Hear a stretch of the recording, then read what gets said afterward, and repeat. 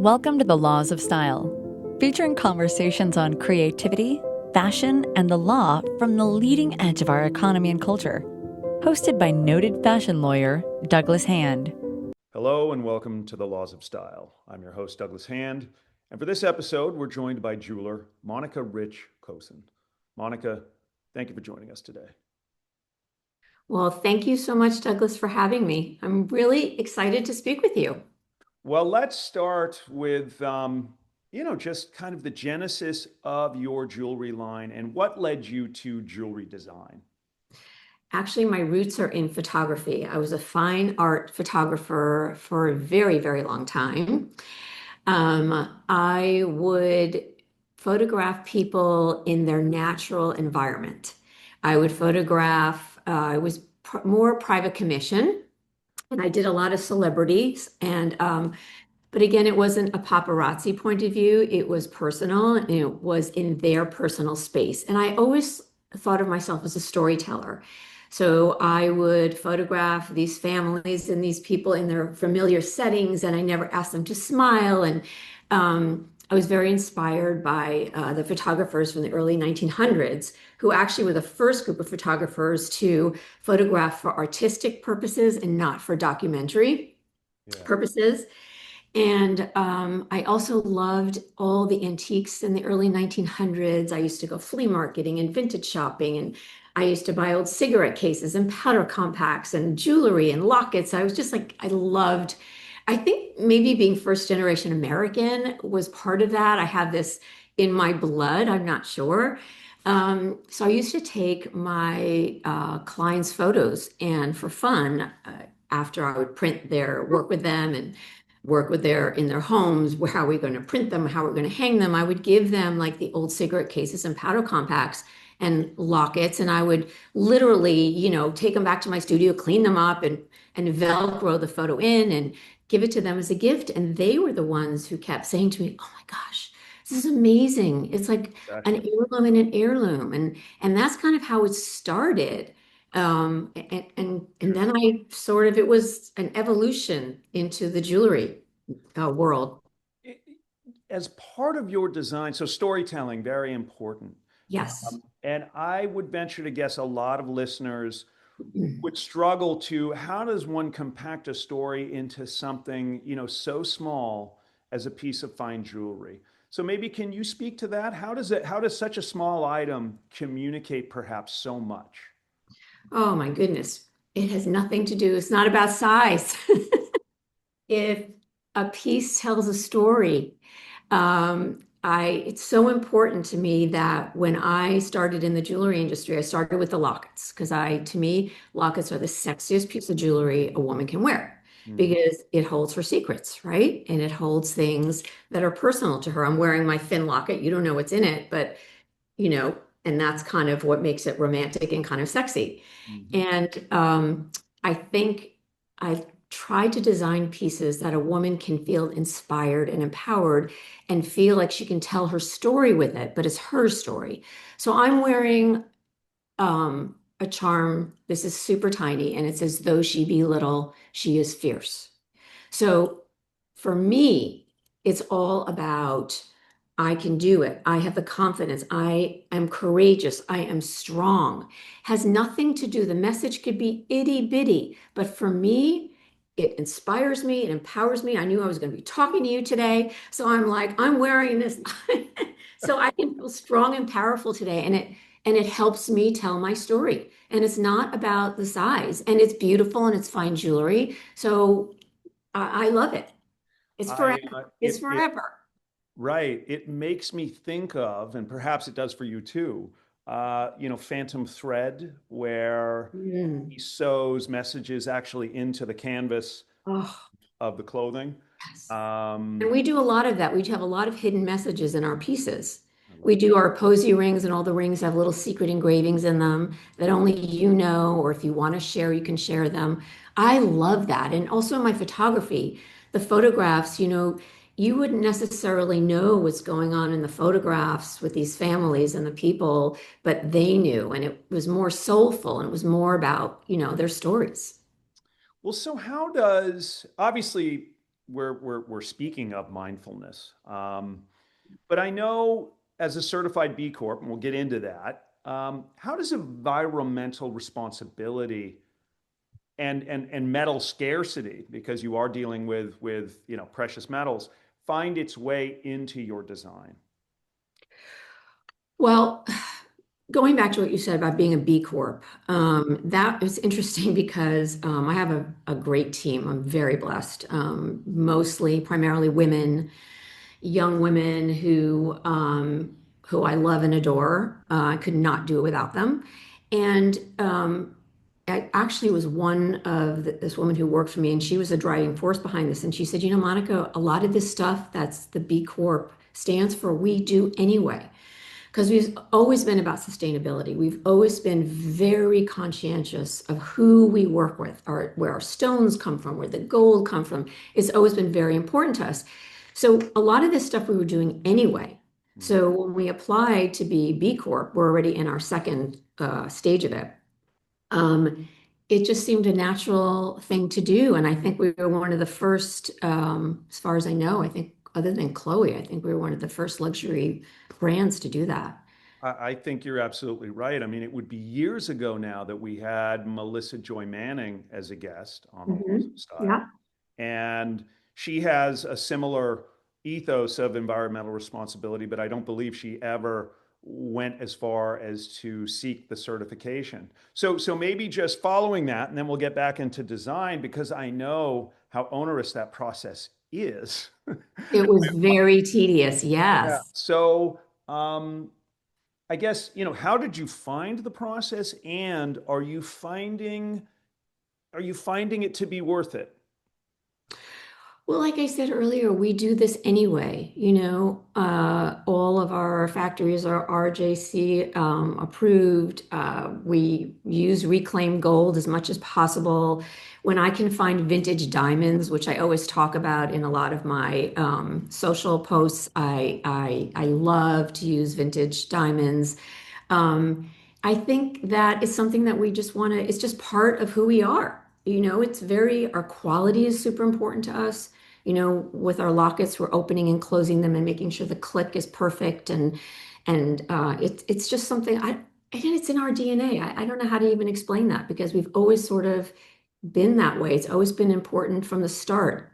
Even when I did my photography, it was the papers I used and how they felt and how they looked. It wasn't just spitting things out.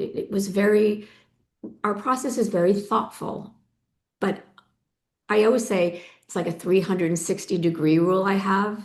And sometimes I exaggerate and I say it's a 365-degree rule I have.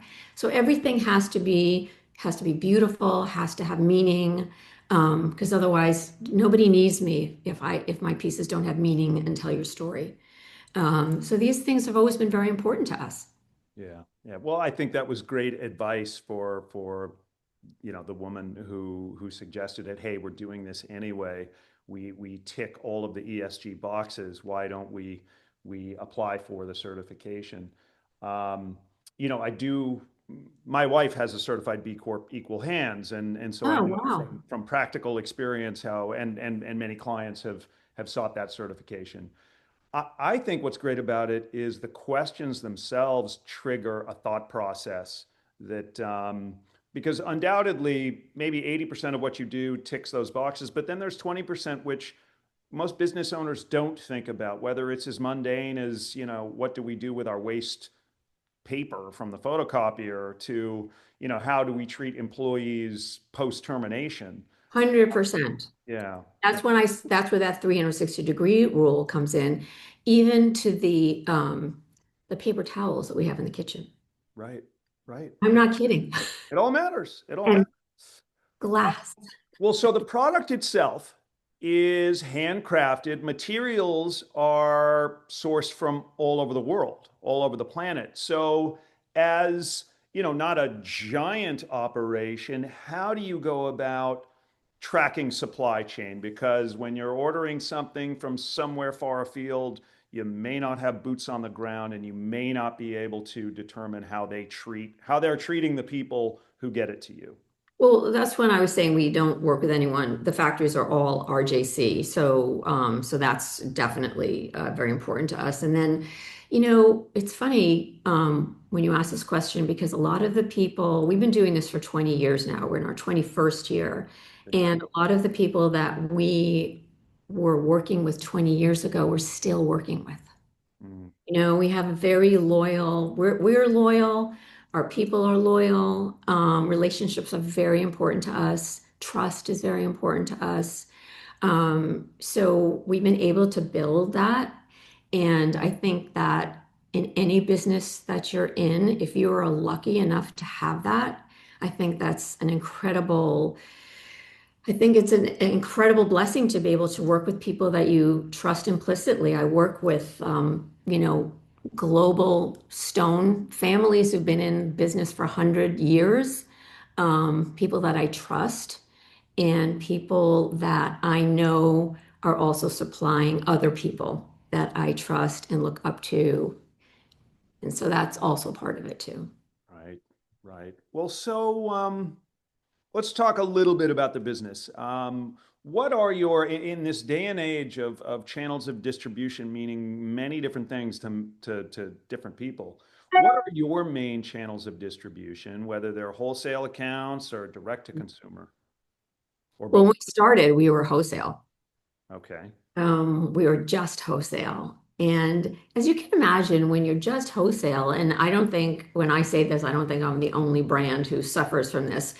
We really have a story to tell and we really have a perspective. And as I said earlier, my jewelry is all about telling a woman's story and inspiring her and letting her wear things that, make her feel courageous and good and celebrate her life. So when you're in wholesale, it's kind of hard to tell your story and to get it through and there's a lot of noise, Douglas. Yeah. A You're lot of relying noise. on that wholesale And account. you're relying and you're shipping this stuff, and then you're like, so now what? So it was always a goal for us early on to have our own stores. And also, it was a huge goal of ours to have DTC. And that's eventually what we have created. So our brand is DTC. We have some of our own stores, freestanding stores, and we still have wholesale. But because of the DTC and the stores, we're able to tell our story. And I always say all boats rise, the boat rises, all the boats rise. Does that make sense? Yeah. High When tide rises all and boats for sure. everyone benefits from that because people may see it on the web and then want to go to a store and touch it and feel it. Or maybe they have a jewelry store that they're devoted to in their hometown, but they've done all the research online and they've looked at our website and then they go and they touch it and they feel it. And things happen vice versa, where you happen to be in a store and you touch it and then you go online and you buy it. So it's really everybody wins. Yeah. Well, let me ask maybe a little provocative question about wholesale accounts because you've Uh-oh. been in this Uh-oh. wonderful, but Uh-oh. also harrowing 2 decade period of retail where, you probably were in Barney's and Barney's went Yes. bankrupt and maybe you are or were in Saks and, it's had its issues. And even Bergdorf's now is having some issues. So have you ever been confronted with that regrettable situation where there's product that the retailer hasn't paid for, but that is on the floor and they are either in the threat of bankruptcy or they go bankrupt and you are forced to just relinquish those goods because they become part of the creditor's estate. We've been very lucky, actually, and that's not a part of the business that I get as involved in as you would think, being being more the creative person, so that is not my forte to answer. But I would say that we've been pretty lucky. And yes, it was very sad when Barney's closed because yes, we were in Barney's. I still miss that store. I'm such a Um, supporter of I know. Barney's. Yeah. I know. And Bergdorf's I've been in literally almost 20 years. I started on a shelf that was as big as a placemat Mhm. and then I have grown it into a 400 square foot space. And I've been very lucky with that. And that's sort of, I always say that Bergdorf has always sort of been my garden and I've always tended to it. And I tell the team here that I'm in charge of Bergdorf's and you're in charge of 150 of the other doors. Right. But I think that we were never in Saks. So, and I think that I think we were just very, very lucky with that, and I think that, my team handled that very well and very carefully. Well, so we've talked about it, and if there's not much to add, feel free to give me a pass on this. But can you just talk about your design process in general? Let's take a hypothetical of you're sitting down to a blank sheet and you're going to create something new for the brand. Well, I never run out of ideas. If anything, I get everyone here is kind of like, oh no, we can't take another idea. Oh no, not more product, Monica, not more product. I, first of all, Douglas, I love what I do. I wake up every morning. I'm excited to come to the office. I'm excited to be here. I'm excited to work with customers, with my team. And I love the design process. For me, it's very inspired by books, old movies, all things vintage. I'm very inspired by mythology. I'm inspired by stories, by fairy tales. I get inspired pretty much by everything, even architecture. I just recently we launched a Points North collection. We did this cuff, and it was all based on, the inspiration of Gio Ponti and the architecture of the '60s, the '50s and '60s, and so and I love a story. I love when something starts with a story. It's not just the sun, moon, and stars. It's I love you to the moon and back. It's you are my sun, you are my moon, you are my stars. It's not just a locket, it's what you put in it. I mean, I have my favorite Robert Frost poem in my locket and the one I'm wearing today, which is two roads diverged in a wood. And I took the Oh, one yeah, that's one of traveled by yes. because it's all about being your own person. And I love compasses because we have every kind of compass because I think it's all about, for women and men, it's about our journey in life and how the journeys change and but it's always a journey. And it's, so that's kind of how my design process starts. And then rough sketches, Okay. and then it goes to the next stage. But usually it starts with a concept, with something that is it's no different. I mean, my photography, I was a storyteller, and in my jewelry, everything has to be a story and something that a woman's going to be like, oh, so often, Douglas, a woman will put something on. I have this one piece. It's a sundial, and it's to remind you to be in the moment. Because sundials, imagine years and years and years ago how people used to tell time. Yeah. You had to have patience, right, to see where the sun was hitting the shadow and the blah blah blah. And I thought, oh my goodness, it's all about being in the moment, and time is fleeting. Yeah. And I put these pieces on women, and they're like, oh, I need this, you know. No. No, it's So interesting. I think for men, one of the main items they would consider jewelry is their timepiece. A right. lot of men don't, other than a wedding ring, they wear a watch. And That's I, changing now. it Yeah, is indeed. And yeah, in fact, I mean, I will say if you go back 5 years and you look at Johnny Depp, who had 183 bracelets on his yeah. wrist, I mean, there was that moment too. And I'm kind of glad we're past that. But no, the timepiece, I think, for a man is a lot of what you're saying. It's a reminder because you don't need it anymore, right? I mean, you're looking at your phone a I thousand know. times a day and you're constantly reminded what time it is. But to have the timepiece is both a recognition that time is fleeting, time's important, time is ephemeral, and also just the inner workings of it's an actual timepiece, which I think guys can kind of geek out about, you know, Right. maybe more than most women do. But no, that's a very interesting point. And And pushing the boundaries is, oh, sorry, Douglas, I didn't no, mean no, to. no, no, no, no, no. It's I was just gonna say pushing the boundaries in design is really important to me too, to sort of take these concepts and create them for a woman's everyday life, so she can actually live her dreams. And celebrate her milestones like every day. I kind of talk about my jewelry as almost like being a tattoo for your day, your Mhm. daily armor. So this is what I am wearing today, and I have a reason for every single thing that I'm wearing today. There's a reason for it. And yeah, so I always say this is my daily armor for the day.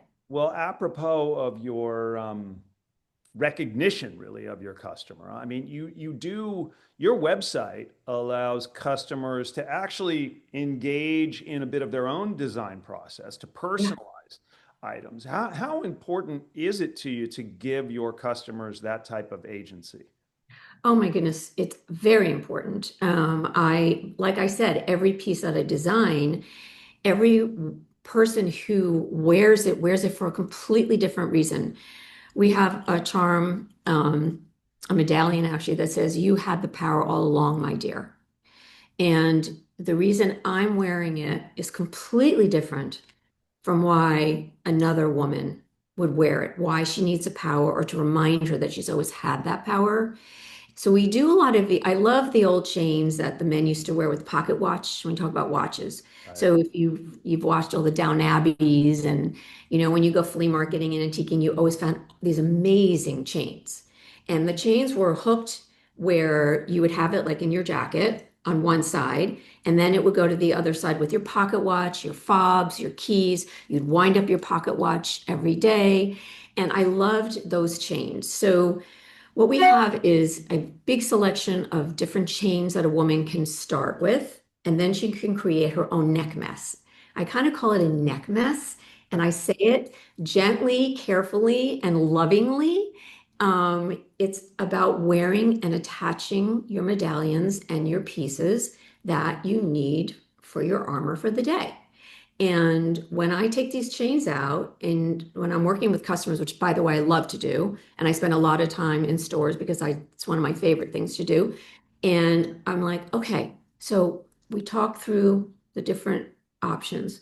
What is meaningful? Where are you today? Tell me a little bit about yourself, you know, and then we start taking these pieces and designing her own layers and her own neck mess or her own, with these chains that you can clip on and clip off. We call them design your own.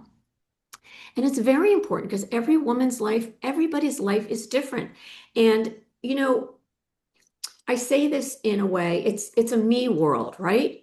We are thinking about ourselves in the world, and I don't mean this in a good or bad way. It's just a fact. We're in the world today, we're in our bodies, and we know what we have to do. And it's our journey. So I always say my pieces are your story. They're not my story. It's about you.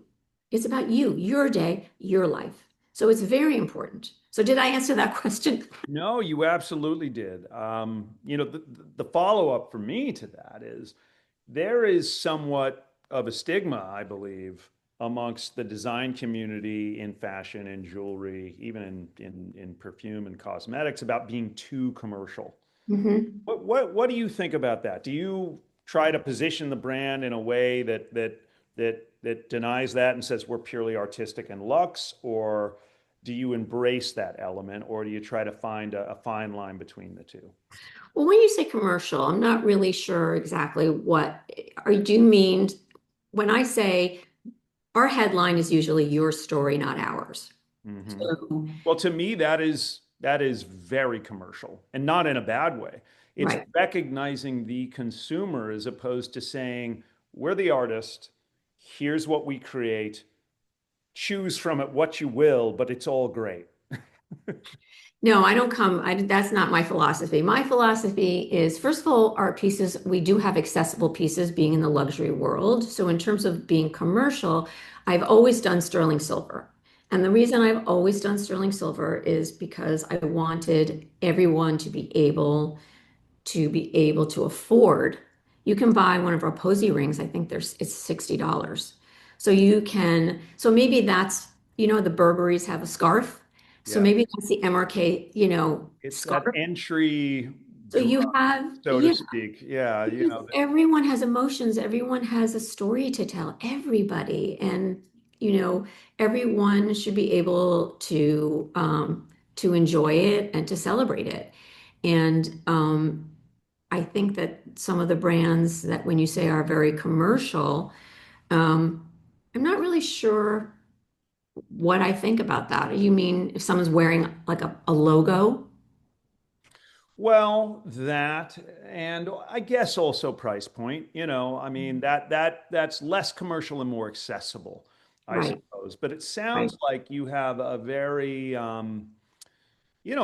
diplomatic ethos about design, which is we do design, but we also encourage you to infuse our items with your own experiences and thoughts and by virtue of that design, How because much more personal can you get with it? You have a locket. Think about a locket, Douglas. right, right, I am not filling it with a picture of me for you to wear. right. You are buying that locket to fill it with a picture of whatever it is that moves you. We connect people. So it's about what moves you. So when you get a locket, it's empty. It's your story. And that's where we have the software, the locket bar. So it's really easy for someone to fill their locket in the privacy of their own home, change it up. You broke up with your boyfriend, take it out, put a new picture in. Do whatever you want to do. So, in terms of that, I mean, the locket is a perfect example of something being the way you're defining commercial, of Mhm. being non-commercial, right? Yeah, yeah. Because just the idea of it, it's so personal. Well, so let's flip to somewhat of a fashion law topic, which I always ask Uh-oh, you brand shouldn't be owners. asking me fashion law questions. Well, no, no, no. That's It's not a scary, Douglas. false and it's not a graded question. But when you founded the brand over 20 years ago, and the brand itself is your name, was that a deliberate choice? And did you think about the implications of either licensing or having investors come in to own a part of the business that actually was your name? Or was it, as it is for most designers, almost a foregone conclusion because there's nothing more authentic than naming the brand after yourself because you're the one doing the designing? It's a really good question. And the only reason I say that is because I do have moments where, to be full transparency, where I'm just like, oh, why did we name the brand after use my name? Why did we do that? But it happens, it was such an evolution, Douglas, when I was doing my photography and everyone knew me as Monica Rich Kosann. So it just kind of was a natural extension of my storytelling brand. So it sort of was a foregone conclusion that it would be the name. I don't even think we thought about it at the time, 20 years ago. But I do have moments where I'm kind of like, oh, gee, did I do the right thing? I don't know. It's a good question. Yeah, I mean, it sounds like you haven't had to have some of the hard conversations that certain brands have had. When, let's say, a private equity fund comes in and says, we want to own 35% of this brand. And all of a sudden you're like, well, wait a minute, it's my name. And you own 35% with a right to gain control. What happens to my design? I mean, we all watched Halston, right? That great sort of series that That really was so speaks great. well, yeah, to the loss of one's name and one's legacy. And yeah, if I have the benefit as an advisor to have somebody in our offices who asks the question, hey, we're forming the brand, we've got everything lined up, but we haven't named it yet. What should we name it? I'm very much on the side of pick some fanciful name, or like the Proenza guys, pick the middle name of your mom Right. and go with that, so that when you get to a moment of a big license or an exit, you're not as fraught as Tommy Hilfiger or Michael Kors or Ralph Lauren. any of them. And I you're don't know, you're but in the vast majority having named the brand after yourself. I think though there comes a time when you realize that MR, at least for me, and I'm sure that this happens with a lot of cosmetic brands and brands like Ralph Lauren and what happened with Halston and everything. But I think that there comes a time when you realize you're kind of separate. You separate yourself. And I know that my life and me as Monica Rich Kosann, as a person, that's who I am. But as a brand, you kind of have to remove yourself and you realize that Monica Rich Kosann as a brand is, it's authentic because that's how it started and it's your legacy. Um, but I think it becomes bigger than you as a person and your name. Yeah. Does that make sense? No, absolutely. Absolutely.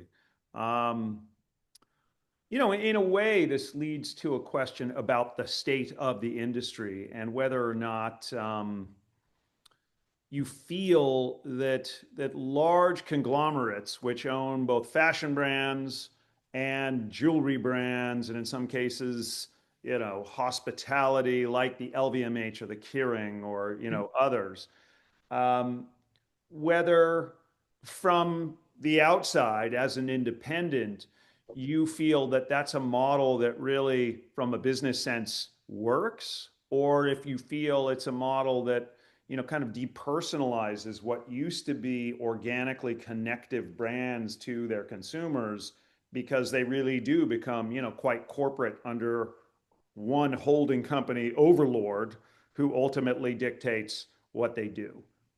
Well, I think a lot of them, I have utmost respect for them. I mean, I think a lot of them do a really good job. Yeah. I think that a lot of them are very good at keeping all their brands very individualistic and very separate. And of course, they have the money to really back, these companies with their individuality and with their ethos and with their point of view. Um, I learn a lot from a lot of them. I have to say that I really I respect them, Have what you they. ever have you ever wanted to be acquired by one of them? I mean, I know a lot of designers who Wait a second, Douglas, you're a lawyer. You know I you can't know, ask I this know, but question. we do a lot of I sign NDAs. What's that? you can say no comment, of course. But is that because those houses, those conglomerates actually have done publicly and outward facing such a good job of continuing the legacy of the houses that they acquire, has that been a desired resting place for the brand, or do you always want to be independent? Um, I don't know. I mean, we are looking, I think at this stage, we are looking for some investment at this point. We've been doing this now for 20 years, and I think that, getting some investment, I think would be a great injection and allow me to do a lot more with the brand Mhm. that we as a smaller brand can't do. We'll see what the future holds. How's that? Yeah, I think, Oh, that's a perfect clip to yeah. that.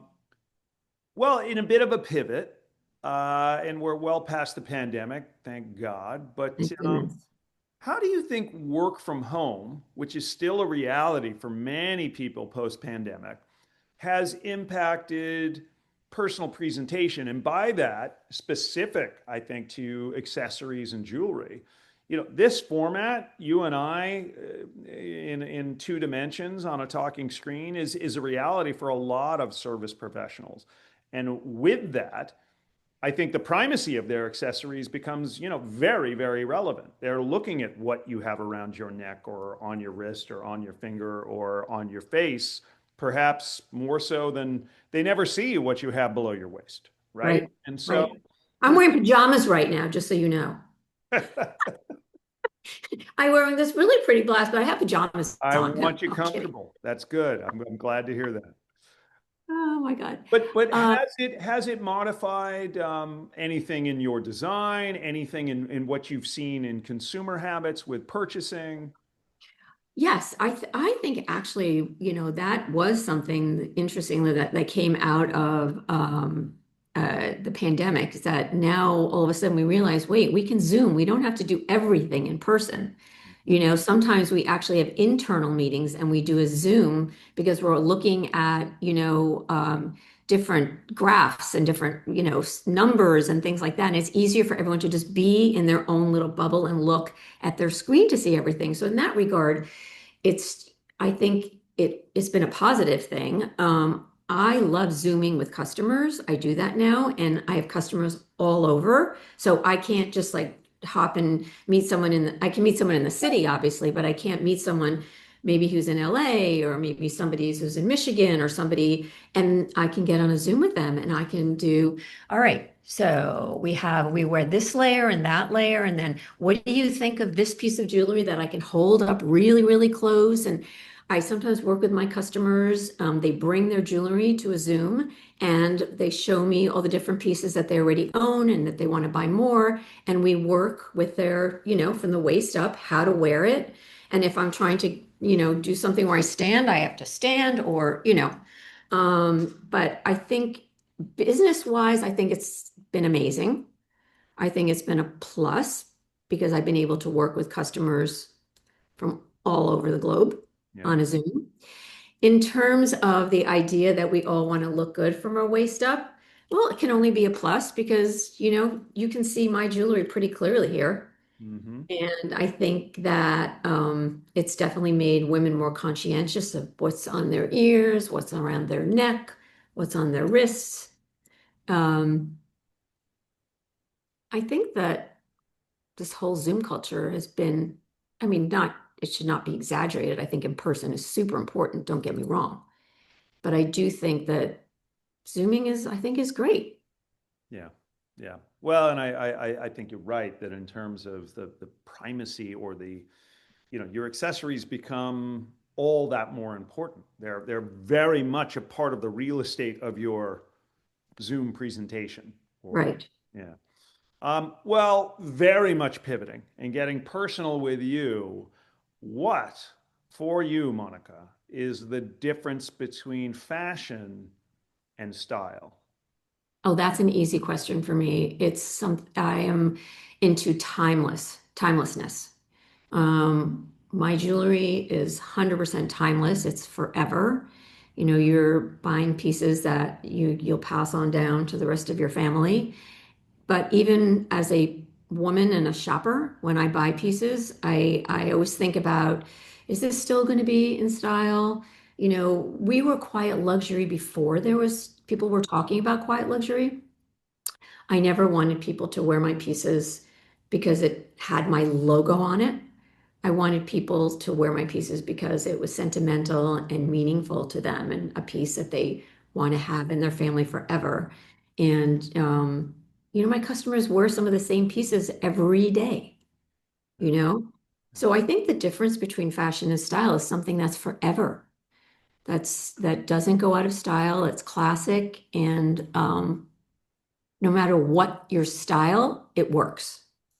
Yeah, yeah. Well, fashion inherent in that word is transitory, right? I mean, it's in fashion, it's out of fashion, and that happens more and more rapidly these Mm, days. Well, so there has been really a movement in accessories, in jewelry, in apparel, even towards an acknowledgement of unisex items, items which aren't charged with any particular, this is for a woman, this is for a man. They're just meant to, they're items and they can be worn by either.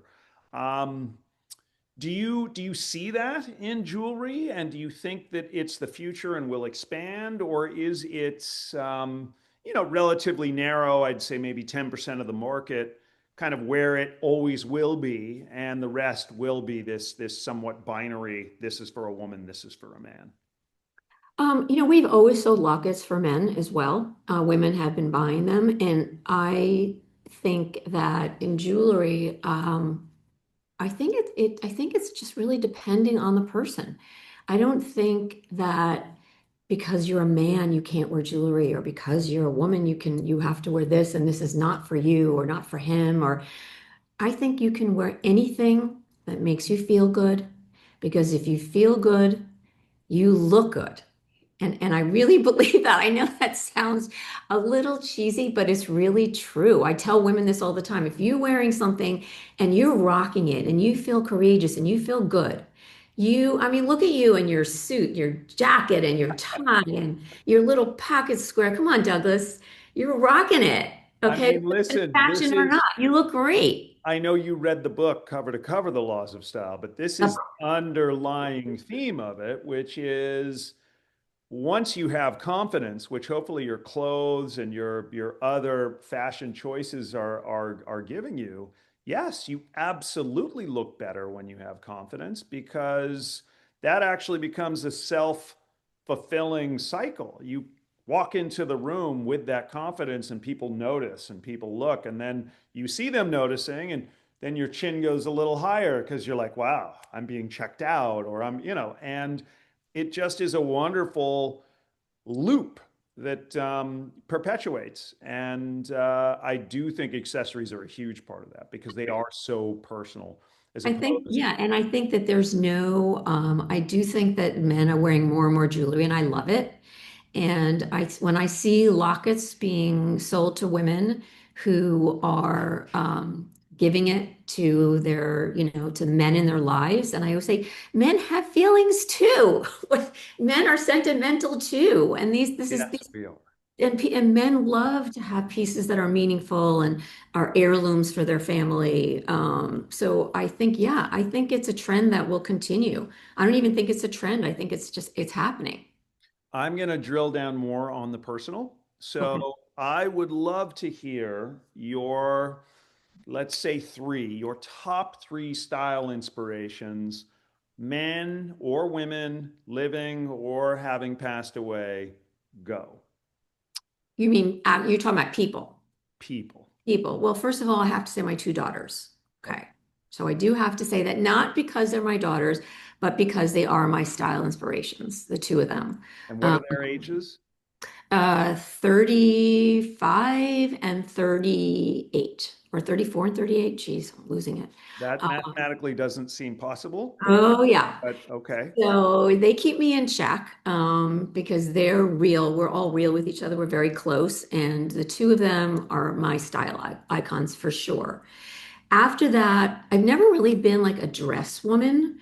I'm more of a pantsuit woman. So like Katharine Hepburn, Lauren Hutton, those movies that Katharine Hepburn was in, and she would wear those great suits and a turtleneck with great trousers and just a pair of flats. I just love it. Again, timeless. I'm very much into this And time her own, right? and Because her own, yeah, 100%.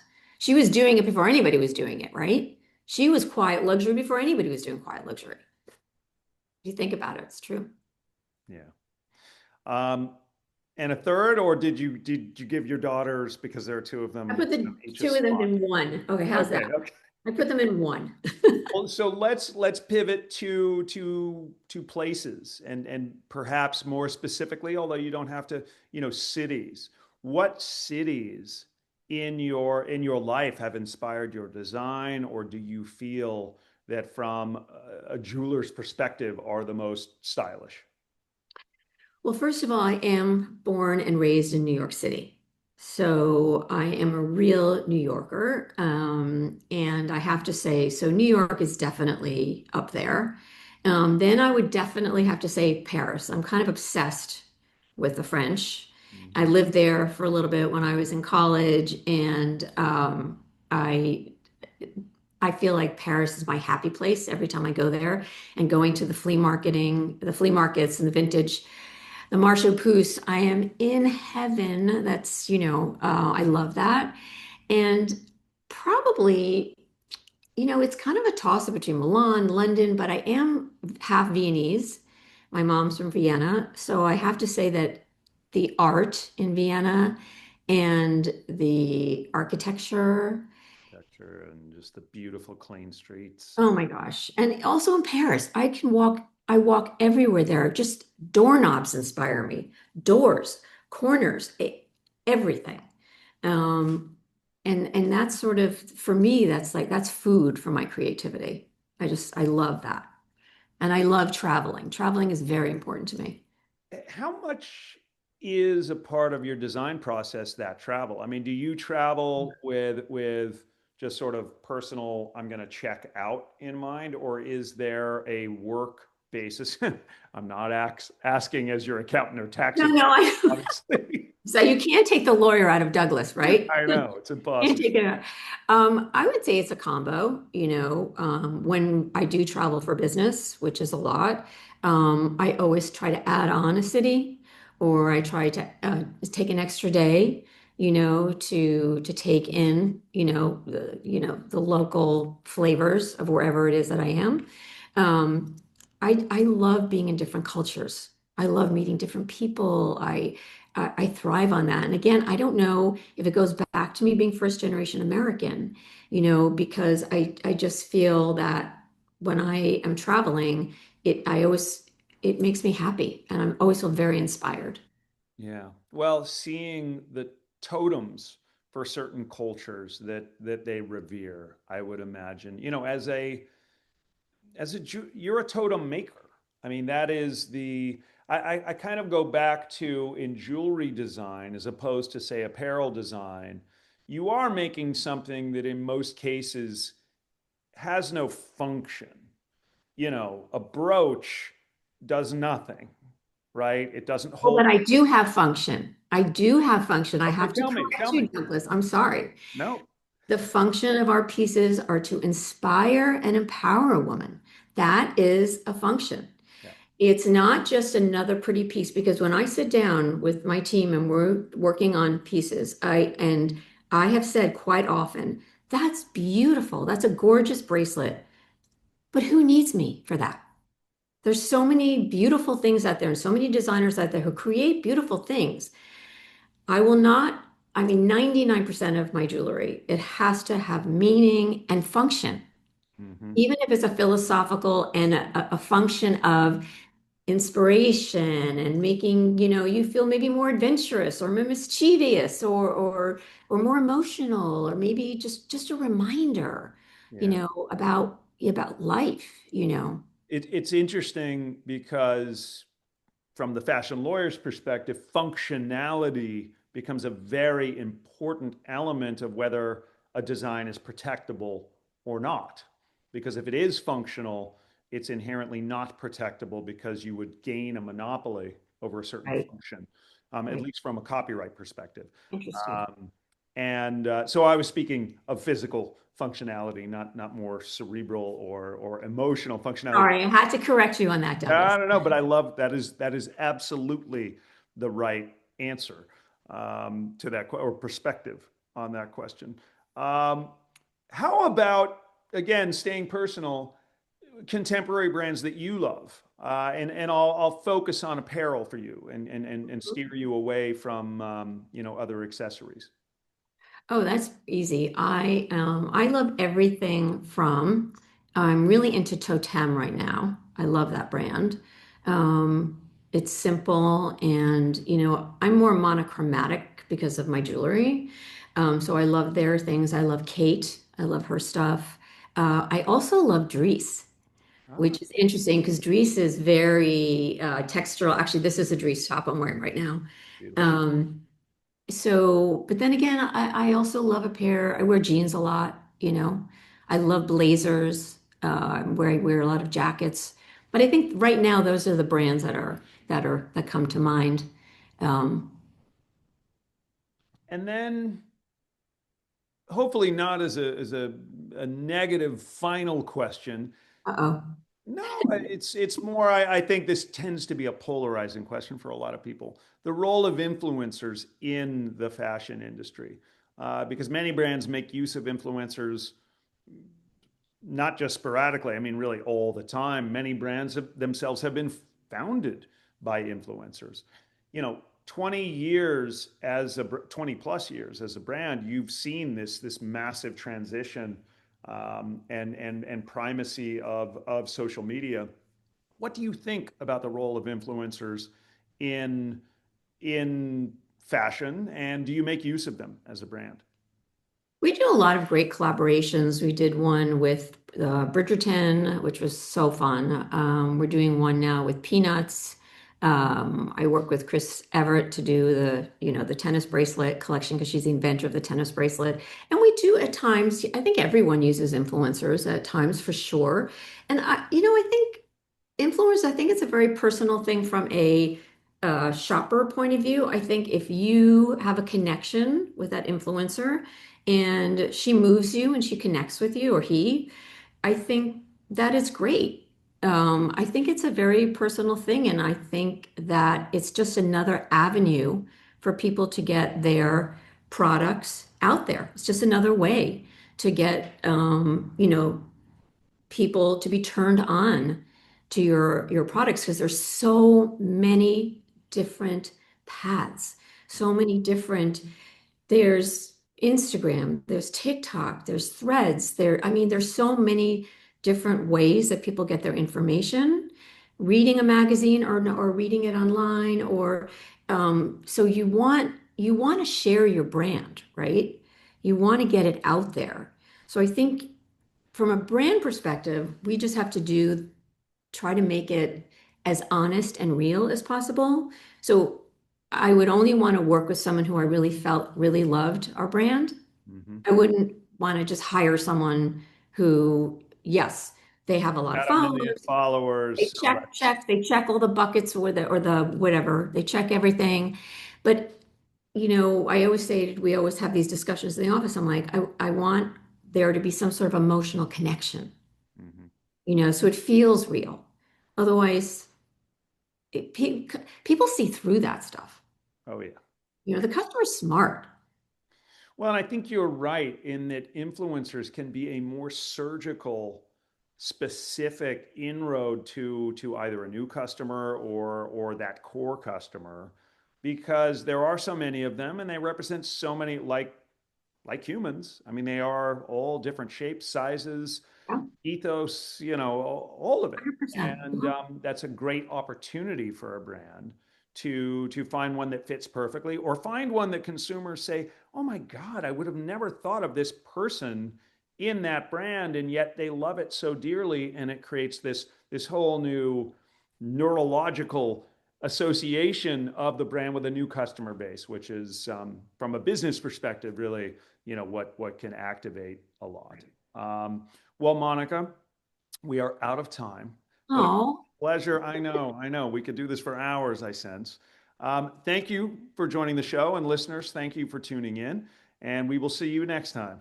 thank you, Douglas. It was a pleasure. This was fun. Thank you. Indeed, yes.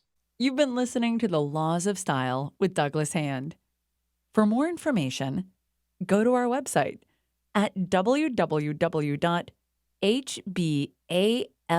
www.hballp.com. And you can also follow us on Instagram and Twitter at Hand of the Law. Thank you for tuning in, and stay stylish.